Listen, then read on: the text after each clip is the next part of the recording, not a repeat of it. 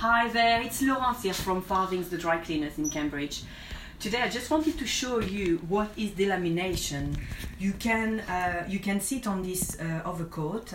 So if you go closely, you're going to see all the bubble, and it's very simple. What happened?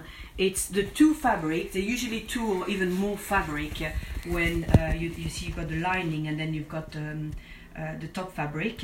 And the thing is, it's the two doesn't stick together anymore, and that's why it creates bubbles. So if you got a piece of paper like that, and then what happened, it would bubble on the top of it, so you have lots of bubble on the top, and that creates the delamination.